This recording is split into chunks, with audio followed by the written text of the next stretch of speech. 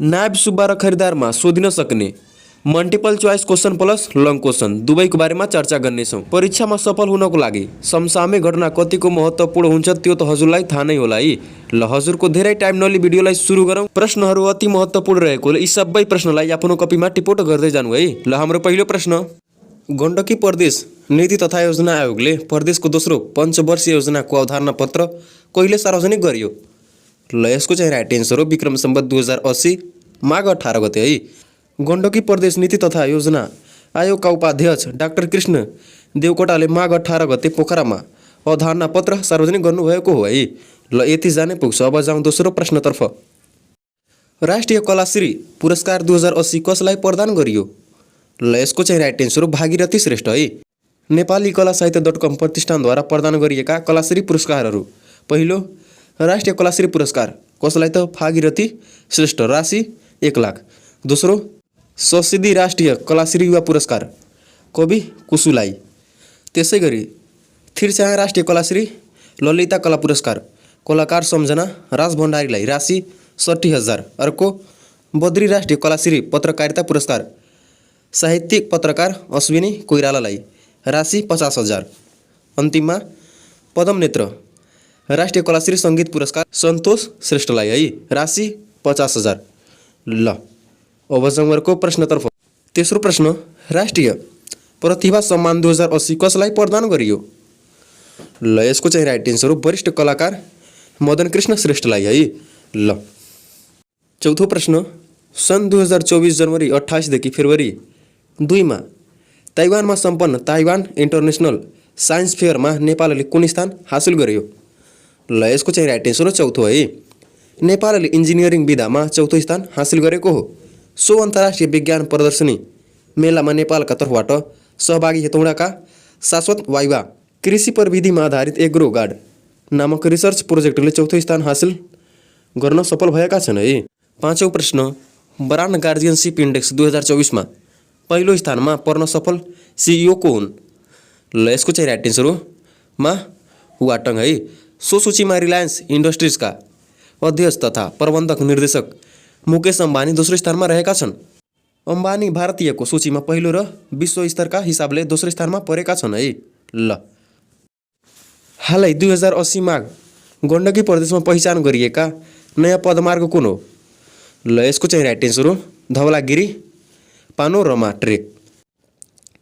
बेनी तोड्केदेखि मालिकाधुरी टाढाखानी कोइने चौरखानी ध्यासी खर्क सुगुरथला कसुवा ओडार धवलागिरी आधार शिविर कालीबरा हुँदै मुस्ताङ लेते जोड्ने नयाँ पदमार्गको पहिचान गरिएको छ। धवलागिरी हिमश्रृङ्खला ताल झरना धार्मिक स्थल आकर्षणको रूपमा रहेको यो पदमार्ग 7 दिनमा पुरा गर्न सकिने है। ल कुन त Dhaulagiri panorama trek. Mrs Nepal क्यानाडाको उपाधि जित्ने सुन्दरी को हुन्? ल यसको चाहिँ राइट एन्सर हो सृष्टि श्रेष्ठ। क्यानाडामा बस्दै आएका विवाहित महिला बीचको सौन्दर्य प्रतियोगिता मिसेस नेपाल क्यानाडाको ताज सृष्टिले चुमेकी। संसारमा के को कमी छ भन्ने निर्णायक प्रश्नमा आजको संसारमा अरूको भावना र अनुभवलाई महसुस गर्ने क्षमताको कमी छ। हामी एकअर्काको अन्तर्सम्बन्धमा नै विभाजित हुँदै गरेको संसारमा बस्छौँ। ल साथीहरू यसको बारेमा बढी व्याख्या गर्नु पर्दैन है, मात्र मेन पोइन्ट याद गर्नु है। मिसेस नेपाल क्यानाडाको उपाधि जित्ने सुन्दरी सृष्टि श्रेष्ठ हुन् है। ल यति जाने पुग्छ। अब जङ्गरको प्रश्नतर्फ। एकदमै सम्भावित प्रश्न है साथीहरू। बलिउडको प्रतिष्ठित फिल्मफेयर अवार्डमा सर्वोत्कृष्ट फिल्मको उपाधि कुन चलचित्रले जित्यो? ल यसको चाहिँ राइट एन्सर हो 12th फेल है। सोही फिल्मबाट विधु विनोद चोपडाले सर्वोत्कृष्ट निर्देशकको अवार्ड चुमेका। सर्वोत्कृष्ट पटक थाको अवार्ड पनि 12th फेलले नै जितेको है। लोकसेवाको तयारी गर्ने प्रत्येक विद्यार्थीलाई यो फिल्म हेर्नुपर्छ है।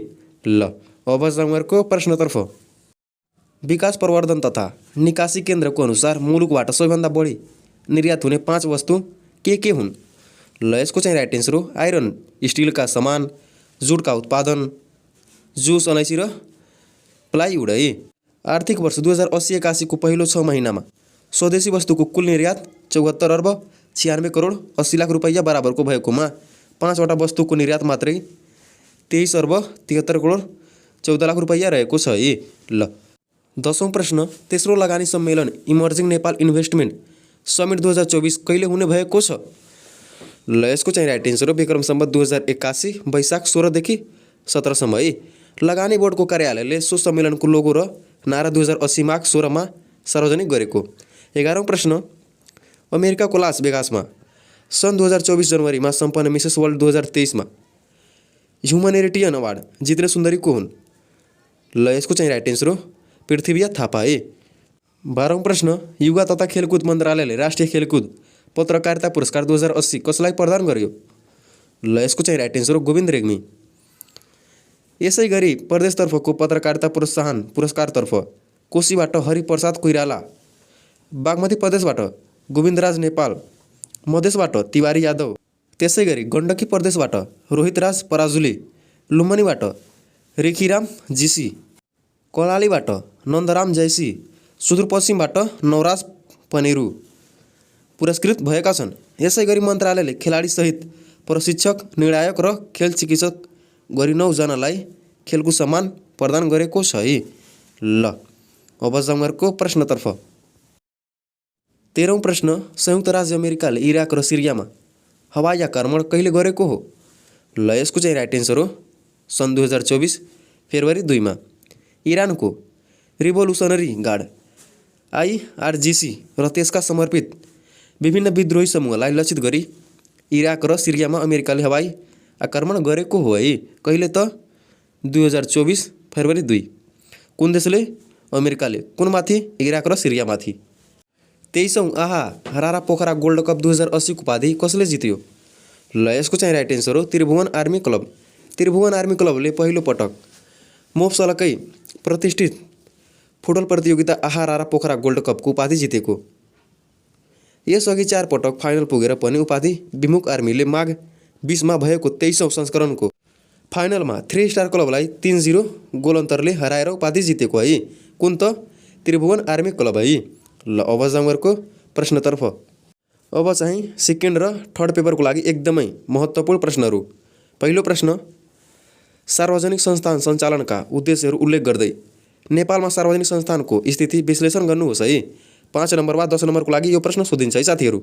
ल सरकारको पूर्ण वा अधिकांश स्वामित्व र नियन्त्रण स्थापित हुने गरी व्यवस्थापन तथा सञ्चालन हुने प्रतिष्ठानहरू नै सार्वजनिक संस्थान हुन् है। यिनीहरूको व्यवस्थापन र सञ्चालनमा सरकारको प्रत्यक्ष प्रभाव रहन्छ। सार्वजनिक संस्थानमा सञ्चालकहरूको नियुक्ति, नीति तथा कार्यक्रम निर्माण तथा रणनीतिक निर्णयको माध्यमबाट सरकारले आफ्नो नीति कार्यान्वयन गराउँछ। यो भयो परिचय है। अब सार्वजनिक संस्थान सञ्चालनका उद्देश्यहरू। पहिलो पोइन्ट, सर्वसाधारणका लागि सर्वसुलभ मूल्यमा अत्यावश्यक वस्तु उत्पादन तथा बिक्री वितरण गर्ने तथा जनउपयोगी सेवा उपलब्ध गराउने। दोस्रो पोइन्ट, निजी क्षेत्रको न्यून उपस्थिति हुने वा निजी क्षेत्रको लगानी आकर्षित नहुने क्षेत्रमा अग्रणी भूमिका प्रदर्शन गर्ने। तेस्रो पोइन्ट, राष्ट्रिय तथा सामरिक महत्त्वको उद्योगधन्दा सरकार आफैले सञ्चालन गर्ने। अर्को पोइन्ट, बजारमा सरकारको उपस्थिति जनाई बजार संयन्त्रका कमी कमजोरीहरूलाई सुधार गर्ने। अर्को, राष्ट्रिय साधन स्रोतको कुशल उपयोग गर्दै आर्थिक सामाजिक विकासमा टेवा पुर्याउने। अर्को, सरकारका लागि आम्दानी सिर्जना गर्ने। अर्को पोइन्ट, सामाजिक न्याय र लोक कल्याण प्रवर्धन गर्ने। हाम्रो दोस्रो प्रश्न, कर्मचारीहरूको कार्य सम्पादन मूल्याङ्कनको महत्त्व उल्लेख गर्दै कार्यक्षमताको आधारमा हुने बढुवा प्रयोजनका लागि निजामती कर्मचारीको कार्यक्षमता मूल्याङ्कन गर्ने विद्यमान आधार र ढाँचा उल्लेख गर्नुहोस्। एकदमै महत्त्वपूर्ण र आउने खालको प्रश्न है साथीहरू। फेरि सुन्नुहोस् है। कर्मचारीको कार्य सम्पादन मूल्याङ्कनको महत्त्व उल्लेख गर्दै एउटा प्रश्न, कार्यक्षमताको आधारमा हुने बढुवा प्रयोजनका लागि निजामती कर्मचारीहरूको कार्यक्षमता मूल्याङ्कन गर्ने विद्यमान आधार र ढाँचा उल्लेख गर्नुहोस् है। यहाँ चाहिँ 3वटा प्रश्न सोधेको छ है। ल सङ्गठनको उद्देश्य हासिल गर्न सङ्गठनले सम्पादन गर्नुपर्ने कार्यहरू विभाजन गरी विभिन्न विभाग वा शाखागत रूपमा जिम्मेवारी प्रदान गरिन्छ। विभागीय वा शाखागत रूपमा जिम्मेवारी प्रदान गरिन्छ। विभागीय वा शाखागत जिम्मेवारीलाई कर्मचारीको व्यक्तिगत तहसम्म काम, कर्तव्य र अधिकार निर्धारण गरी कार्य विवरणका रूपमा जिम्मेवारी सुम्पने काम गरिन्छ। यसरी सङ्गठनले सुम्पेको जिम्मेवारी तोकिएको परिमाण, समय, लागत र गुणस्तरमा सेवाग्राही सन्तुष्ट हुने गरी सम्पादन भयो वा भएन भनी सङ्गठनले तोकेको पदाधिकारीबाट हुने मूल्याङ्कनलाई कर्मचारीको कार्य सम्पादन मूल्याङ्कनका रूपमा बुझिन्छ। निजामती सेवा ऐन र नियमावली अनुसार निजामती कर्मचारीको कार्य सम्पादन मूल्याङ्कन गरिने र यस कर्मचारीको बढुवा गर्ने महत्त्वपूर्ण आधारका रूपमा लिइन्छ। अब चाहिँ कार्य सम्पादन मूल्याङ्कनको महत्त्व। पहिलो, सङ्गठनतर्फ पहिलो पोइन्ट सङ्गठनको लक्ष्य प्राप्त गर्न सुधारका लागि पृष्ठपोषण प्राप्त हुने। दोस्रो कर्मचारी तालिमको आवश्यकता पहिचान हुने।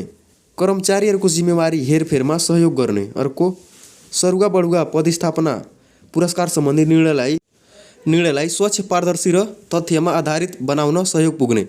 अर्को पोइन्ट दण्ड र पुरस्कार पद्धतिलाई तथ्यमा आधारित बनाउन सकिने। अर्को उत्तराधिकारी योजना निर्माण गर्न आधार तयार हुने। अन्तिम सङ्गठनमा उपलब्ध अवसर स्रोत साधन र सुविधाको बाँडफाँडलाई कार्य सम्पादनमा आधारित बनाउन सकिने।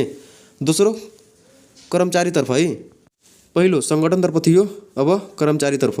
पहिलो पोइन्ट आफ्ना सबल र दुर्बल पक्षहरू पहिचान गरी निरन्तर सुधारका लागि पृष्ठपोषण प्राप्त हुने। अर्को सरुवा बढुवा र वृत्ति विकासका अवसरहरू प्राप्त हुने। अर्को सङ्गठनले कामको कदर गरी कर्मचारीको उत्प्रेरणा र मनोबल वृद्धि गर्ने अवसर प्राप्त हुने।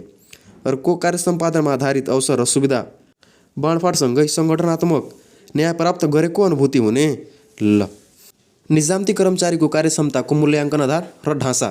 बढुवा समितिले निजामती कर्मचारीलाई कार्यक्षमता बापत पाएको अङ्कको आधारमा बढुवाका लागि सिफारिस गर्दछ। यस प्रयोजनका लागि कार्यक्षमताको मूल्याङ्कन गर्दा देहायका आधार र ढाँचा निर्धारण गरी बढीमा 100 अङ्क प्रदान गर्न मिल्ने व्यवस्था गरिएको छ।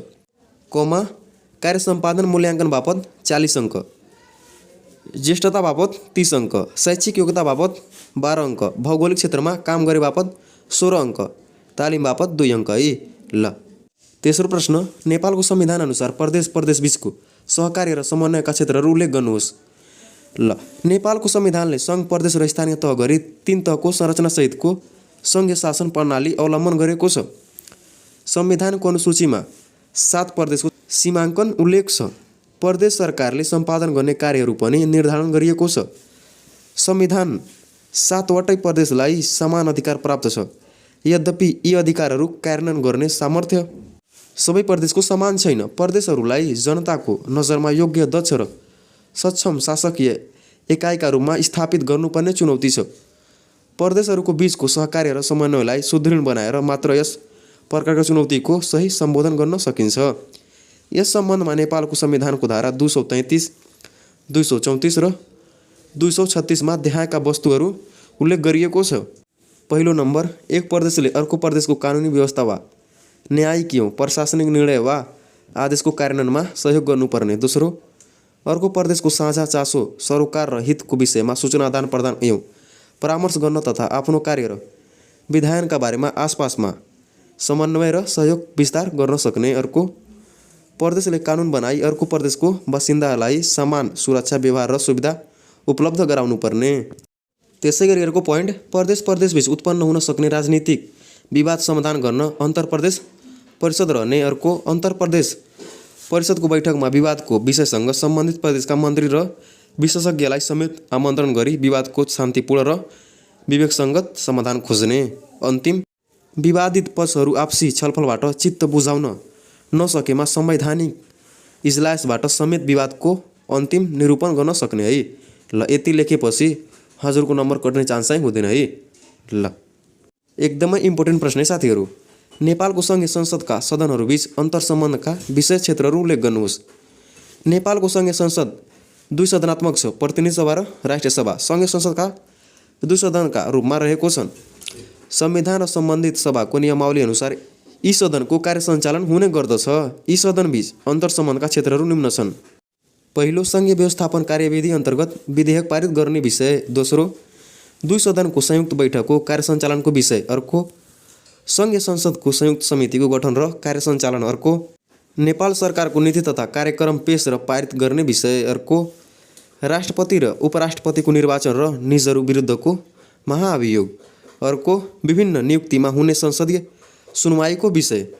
अर्को, संविधान संशोधन, सङ्कटकाल घोषणाको अनुमोदन, जनमत सङ्ग्रहको अनुमोदन, सन्धि सम्झौताको अनुमोदन, सङ्घीय संसदको महासचिवको नियुक्ति, सचिवालय सञ्चालन तथा व्यवस्थापन, 3 तहबीचको व्यवस्थापकीय अन्तर्सम्बन्ध कायम गर्ने विषय र अन्तिममा अन्तर्राष्ट्रिय सङ्घ संस्थामा प्रतिनिधित्व है। यति पोइन्ट लेखेपछि पुग्छ है साथीहरू। अब अन्तिममा निष्कर्ष, सङ्घीय संसदका 2 सदनहरूबीच केही भिन्नताहरू रहे तापनि यी एक आपसबाट पृथक संरचना भनेको होइनन्। दुवै सदनको सहमति वा संलग्नतामा गर्नुपर्ने कार्यहरू प्रभावकारी रूपमा सम्पादन गर्न यी सदन बीचको अन्तर्सम्बन्धलाई मजबुत बनाउन आवश्यक छ। कार्य सम्पादनको क्रममा यी दुई सदन बीच हुने समन्वय, सहकार्य, परस्पर सहयोग एवं आपसी विश्वासबाट मात्र यिनीहरू बीचको अन्तर्सम्बन्ध मजबुत बन्न सक्दछ। 10 नम्बरको प्रश्नमा निष्कर्ष लेख्ने अनिवार्य हो है साथीहरू। ल अब जाउँ अर्को प्रश्नतर्फ। आउने खालको प्रश्न है साथीहरू। सार्वजनिक खरिद ऐन 2063 बमोजिम बोलपत्रको पूर्णताको परीक्षण गर्दा बोलपत्र मूल्याङ्कन समितिले परीक्षण गर्नुपर्ने विषयहरू उल्लेख गर्नुहोस्। ल यसको उत्तर सार्वजनिक खरिद कार्यालयलाई मितव्ययी, पारदर्शी, प्रतिस्पर्धी बनाई सुलभ मूल्यमा गुणस्तरीय वस्तु तथा सेवा प्राप्त गर्न सार्वजनिक खरिद ऐन जारी गरिएको छ। ऐनले सार्वजनिक खरिदका प्रकार, खरिद विधि, सूचना आह्वान, बोलपत्रको पेश र मूल्याङ्कन सम्झौता र सोको कार्यान्वयन सम्बन्धी विविध विषय समेटेको छ। सार्वजनिक निकायको खुला रूपमा बोलपत्र आह्वान गरी प्रतिस्पर्धा गराई निर्माण कार्य, माल सामान खरिद वा अन्य सेवा खरिद गर्न सक्ने व्यवस्था छ। पेश हुन आएका बोलपत्रहरूको मूल्याङ्कन गर्न बोलपत्र मूल्याङ्कन समितिको व्यवस्था गरिएको छ।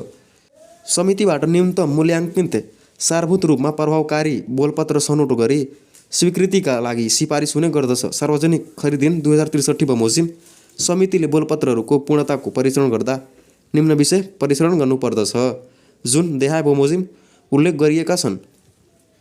पहिलो, बोलपत्रदाताको अधिकार प्राप्त प्रतिनिधि वा स्थानीय एजेन्टलाई दिएको अख्तियार नामकको कागजात पेश भयो वा नभएको। दोस्रो, संयुक्त उपक्रम सम्बन्धी सम्झौता आवश्यक भए सो पेश भयो वा नभएको। अर्को, बोलपत्रदाताको र निजले उल्लेख गरेको माल सामानको ग्राह्यता प्रमाणित गर्ने कागजात पेश भए वा नभएको। अर्को, बोलपत्रदाताको योग्यता सम्बन्धी आवश्यक कागजात पेश भएको वा नभएको। अर्को, बोलपत्र सम्बन्धी कागजात बमोजिम दर विश्लेषण पेश गर्नुपर्ने भए त्यस्तो दर विश्लेषण पेश भए वा नभएको। र अन्तिममा तोकिए बमोजिमका अन्य विषयहरू। ल साथीहरू, यो थियो आजको केही महत्त्वपूर्ण समसामयिक प्रश्नहरू है साथीहरू। ल यिनीहरूलाई एकचोटि रिभिजन गर्नु अनि कन्ठ गर्नु है। यी सबै इक्जाममा आउने खालका प्रश्न हुन्।